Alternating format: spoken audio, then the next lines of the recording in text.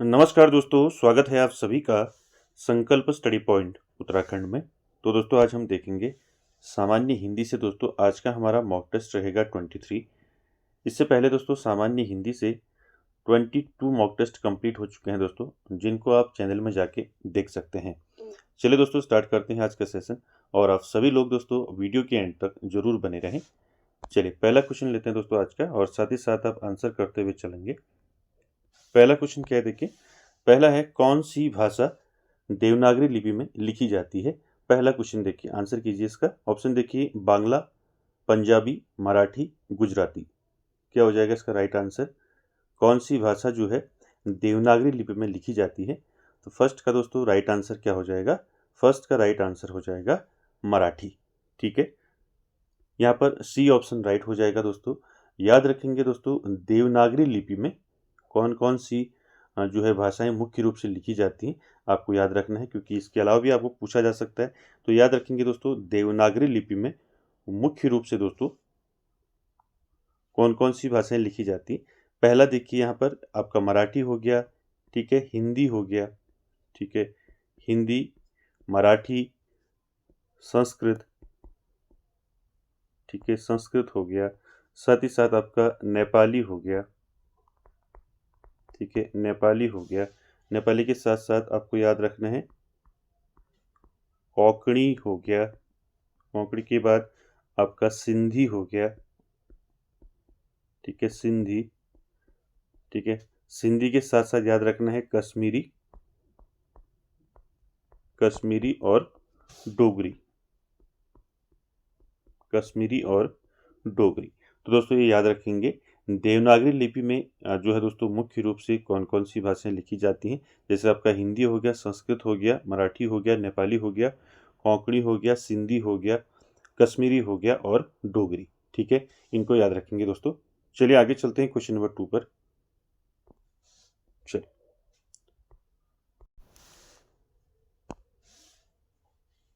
Question number 2 का answer करेंगे। निम्न में से कौन सी विशेषता देवनागरी की नहीं है? आपको बताना है इनमें से कौन सी विशेषता जो है देवनागरी लिपि की नहीं है।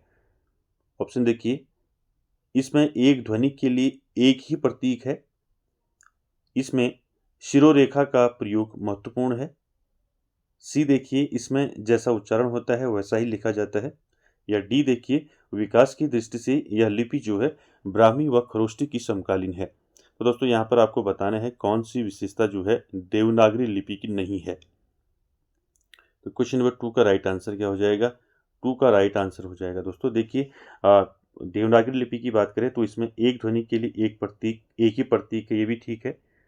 उसके बाद देखिए इसमें शिरोरेखा का प्रयोग महत्वपूर्ण है, ये भी आपका राइट है। दूसरा, शिरोरेखा का मतलब ये होता है जैसे आपने पौ लिखा, ठीक है, आपने ऊपर जो ये लाइन खींची, इसको बोलते हैं शिरोरेखा। ठीक है, जैसे पौ हो गया, ख हो गया, ठीक है, गौ हो गया, जो हम ऊपर लाइन खींच रहे हैं इसको बोलते हैं शिरोरेखा।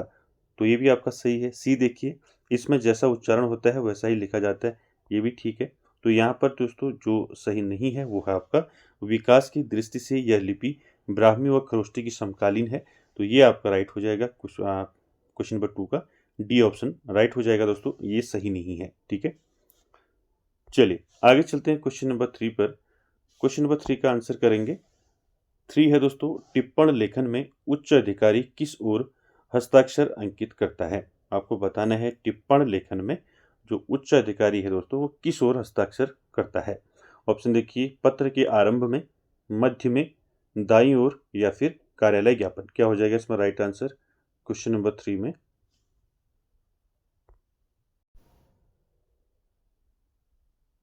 तो क्वेश्चन नंबर 3 का दोस्तों राइट आंसर हो जाएगा, टिप्पण लेखन में उच्च अधिकारी जो है दोस्तों दाईं ओर हस्ताक्षर अंकित करता है। तो यहाँ पर राइट आंसर क्या हो जाएगा?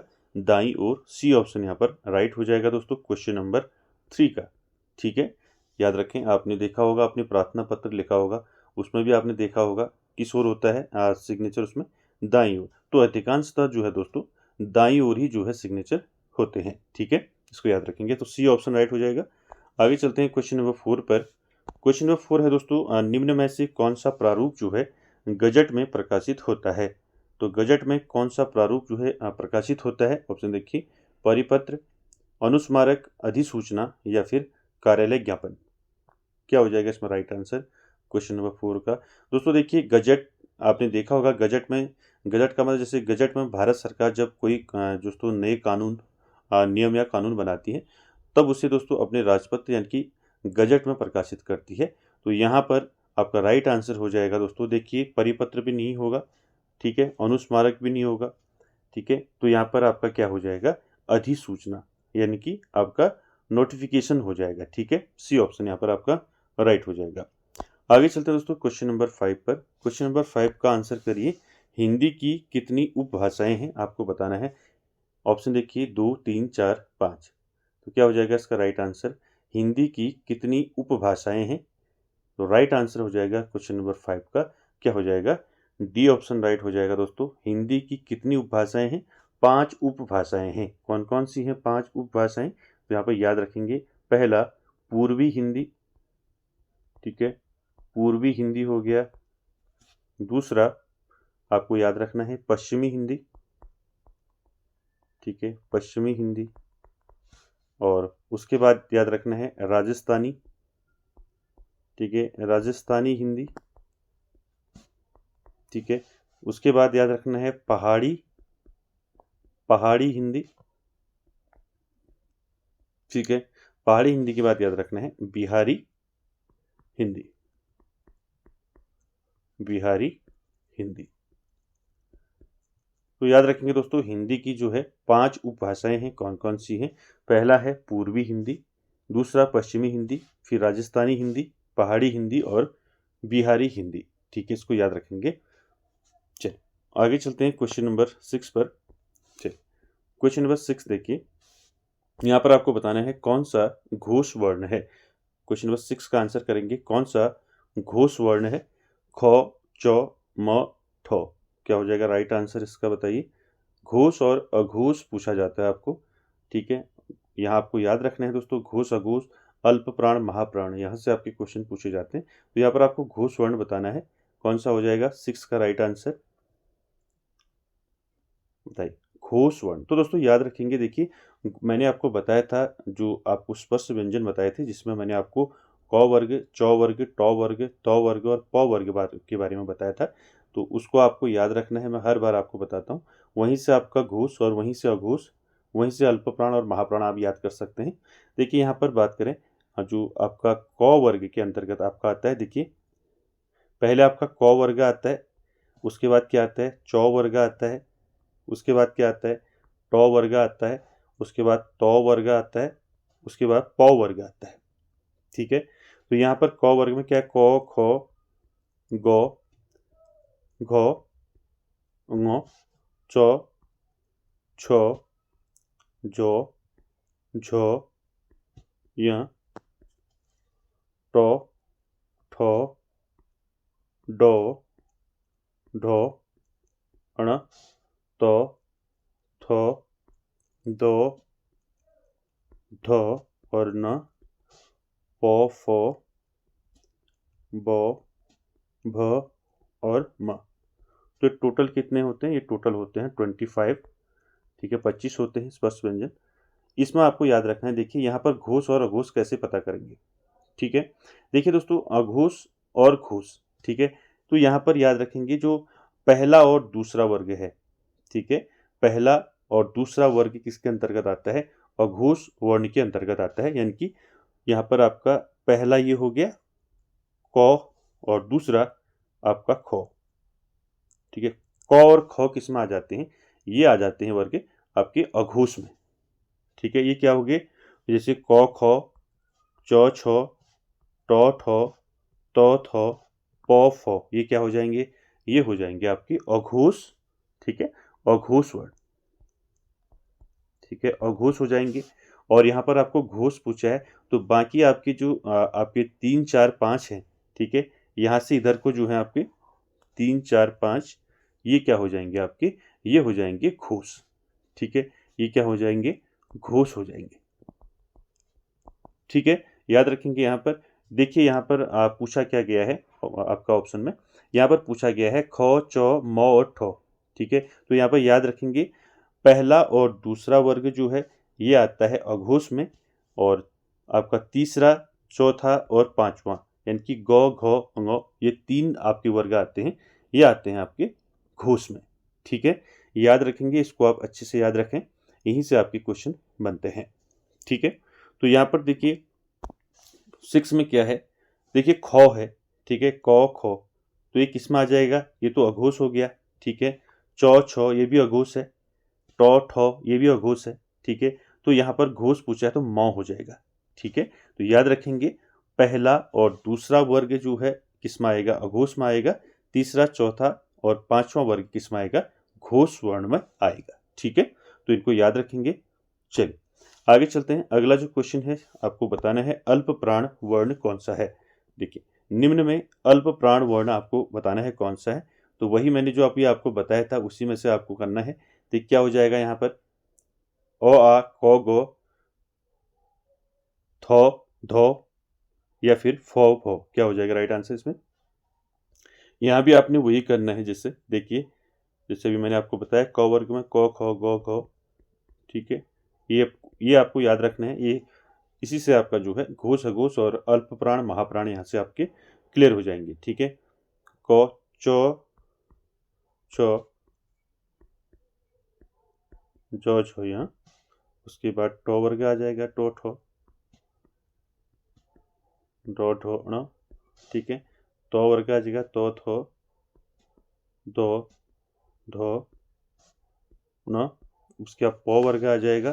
ठीक है, यहाँ पर लिख देता हूँ लास्ट, पो, फो, पो, फो, बो, फो और माँ। तो इसको आपको याद रखना है। इसमें क्या होता है, अल्प प्राण पूछा है, तो याद रखेंगे अल्प प्राण क्या हो जाता है, 1, 3 और 5। ठीक है, पहला क वाला हो गया, तीसरा गौ वाला हो गया, और पांचवा आपका लास्ट वाला हो गया ङ। ये 3 क्या होते हैं, ये 3 आते हैं इसमें आपके, किस में आते हैं, अल्प प्राण में। यहाँ से आपका क हो गया, चौ हो गया, टौ हो गया, तौ हो गया, पौ हो गया, साथ ही साथ गौ हो गया, जौ। ठीक है, अण, दो। ठीक है, ये किस में आ जाएंगे आपके, ये आ जाएंगे आपके अल्प प्राण में, यानी कि पहला, तीसरा और पांचवा। ऐसे याद रखें, पांचवा, तीसरा और पहला। ठीक है, पहला, तीसरा और पांचवा क्या हो जाएगा, अल्प प्राण हो जाएगा। जो बच गया आपका दूसरा और चौथा, ये हो गया दूसरा और ये चौथा, ये क्या हो जाएंगे, दूसरा और चौथा, ये महाप्राण हो जाएंगे। ठीक है, ये 2 महाप्राण हो जाएंगे, और पहला, तीसरा, पांचवा अल्प प्राण हो जाएगा। ठीक है, इसको याद रखेंगे दोस्तों, इससे आपके कई सारे क्वेश्चन इससे आपके सॉल्व हो जाएंगे। ठीक है, तो यहाँ पर आपको पूछा गया है कि निम्न में अल्प प्राण वर्ण कौन सा है। अब आप इसको कर लेंगे। 7 का राइट आंसर क्या हो जाएगा, देखिए यहाँ पर बी ऑप्शन राइट हो जाएगा आपका। क और गौ क्या है, अल्प प्राण है। क फर्स्ट में आता है, ठीक है, और गौ किस में आता है, तीसरे में आता है। मैंने बताया पहला, तीसरा और पांचवा आपका अल्प प्राण हो जाएगा। ठीक है, दूसरा और चौथा जो है आपका क्या हो जाएगा, ये महाप्राण हो जाएगा। ठीक है, क्लियर है। चलिए, तो बी ऑप्शन यहाँ पर राइट हो जाएगा। आगे चलते हैं दोस्तों क्वेश्चन नंबर 8 पर। क्वेश्चन नंबर 8 है दोस्तों, अंडे का शहजादा मुहावरे का अर्थ है। आपको बताना है अंडे का शहजादा मुहावरे का अर्थ क्या होगा। कमजोर व्यक्ति, चालाक व्यक्ति, अनुभवी व्यक्ति या फिर अनुभवहीन व्यक्ति, क्या हो जाएगा इसका राइट आंसर। 8 का राइट आंसर हो जाएगा दोस्तों अनुभवहीन व्यक्ति। ठीक है, राइट आंसर क्या हो जाएगा, डी ऑप्शन इसका राइट हो जाएगा। ठीक है, आगे चलते हैं क्वेश्चन नंबर 9 पर। इसमें भी आपको अर्थ बताना है, आंसर कीजिए इसका। पौ 12 होने का अर्थ क्या होता है। ठीक है, पौ 12 होना का अर्थ क्या होगा, विरोध करना, समर्थन करना, कष्ट झेलना या फिर मजे में रहना। पौ 12 होना मतलब होता है दोस्तों लाभ ही लाभ, तो यहाँ पर क्या हो जाएगा राइट आंसर 9 का, मजे में रहना। ठीक है, डी ऑप्शन यहाँ पर राइट हो जाएगा दोस्तों क्वेश्चन नंबर 9 का। आगे चलते हैं क्वेश्चन नंबर 10 पर। क्वेश्चन नंबर 10 है दोस्तों, गंगा का पर्यायवाची शब्द नहीं है। तो क्वेश्चन नंबर 10 में आपने बताना है इनमें से कौन गंगा का पर्यायवाची शब्द नहीं है। ठीक है, नहीं है याद रखेंगे। ऑप्शन देखिए, भागीरथी, भगीरथ, सुरसरिता और यदुनंदन। क्या हो जाएगा इसका राइट आंसर क्वेश्चन नंबर 10 का, गंगा का पर्यायवाची शब्द नहीं है। देखिए दोस्तों, गंगा को भागीरथी भी कहते हैं, ठीक है, ये सही है। और गंगा को भगीरथ भी कहते हैं, ये भी ठीक है। ठीक, गंगा को सुर सरिता भी कहा जाता है, सी भी राइट है। तो यहाँ पर जो पर्यायवाची शब्द नहीं है वो है आपका यदुनंदन। ठीक है, डी ऑप्शन राइट हो जाएगा। यदुनंदन कहा जाता है दोस्तों कृष्ण भगवान को। ठीक है, तो यहाँ पर डी ऑप्शन राइट हो जाएगा। चलिए आगे चलते हैं क्वेश्चन नंबर 11 पर।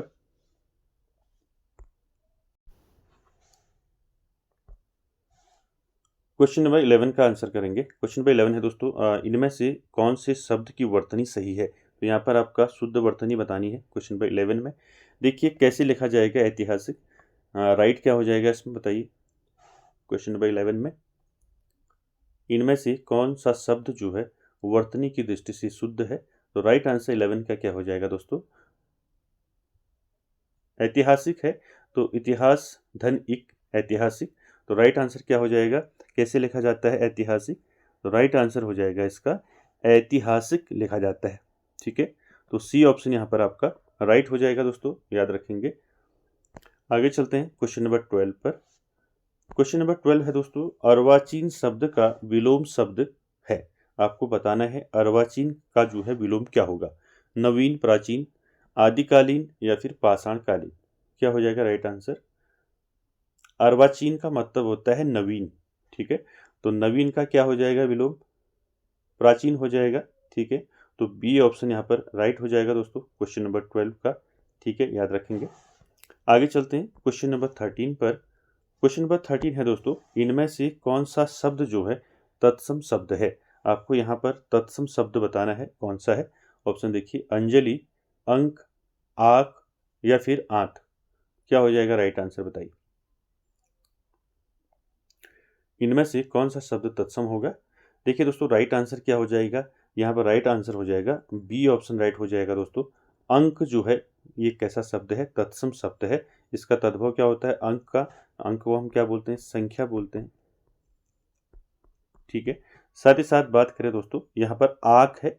ठीक है, आग ये तद्भव है, इसका तत्सम हो जाएगा, आग का तत्सम क्या हो जाएगा, आग का तत्सम हो जाएगा, क्या हो जाएगा, अर्क।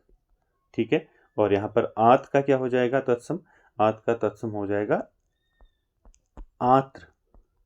ठीक है, इसको याद रखेंगे। तो राइट आंसर क्या हो जाएगा, तत्सम शब्द कौन सा है, अंक आपका तत्सम शब्द है। बी ऑप्शन यहाँ पर आपका राइट हो जाएगा। आगे चलते हैं दोस्तों क्वेश्चन नंबर 14 पर। क्वेश्चन नंबर 14 में बताना है आपने आगरा का बहुवचन होगा। तो यहाँ पर आगरा का बहुवचन क्या होगा वो बताना है। क्या होगा बताइए राइट आंसर, आगरे, आगरो या आगरे या फिर इसका बहुवचन नहीं होगा। तो क्या हो जाएगा राइट आंसर, आगरा का बहुवचन क्या होगा, राइट आंसर होगा दोस्तों क्वेश्चन नंबर 14 का बहुवचन नहीं होगा, डी ऑप्शन राइट हो जाएगा। मैंने आपको बताया था, याद रखेंगे। आगरा यानी कि आपको याद रखना है जो व्यक्तिवाचक संज्ञा है वो सदैव एक वचन होती है। ठीक है, व्यक्तिवाचक संज्ञा, व्यक्तिवाचक संज्ञा जो है सदैव जो है एक वचन में होती है। ठीक है, एक वचन होती है। ठीक है, इसको याद रखेंगे। ठीक है, क्लियर हो गया। तो यहाँ पर डी ऑप्शन राइट हो जाएगा। आगे चलते हैं क्वेश्चन नंबर 15 और आज का आखिरी क्वेश्चन है, आपको बताना है 15 श्रीमती शब्द का बहुवचन होगा। तो श्रीमती शब्द का बहुवचन क्या होगा यहाँ पर आपको बताना है, क्या हो जाएगा बताइए। श्रीमतनी, श्रीमती क्या हो जाएगा, या श्रीमती या फिर श्रीमतियाँ, क्या हो जाएगा इसका राइट आंसर। श्रीमती शब्द का बहुवचन होगा 15 नंबर राइट आंसर हो जाएगा दोस्तों। श्रीमती का बहुवचन क्या होगा, श्रीमती का बहुवचन होगा श्रीमतियाँ। ठीक है, डी ऑप्शन यहाँ पर आपका राइट हो जाएगा दोस्तों। ठीक है, याद रखेंगे इसको। तो दोस्तों ये थे 15 क्वेश्चन सामान्य हिंदी से। आई होप आपको अच्छे लगे होंगे और वीडियो को एंड तक देखने के लिए थैंक यू वेरी मच।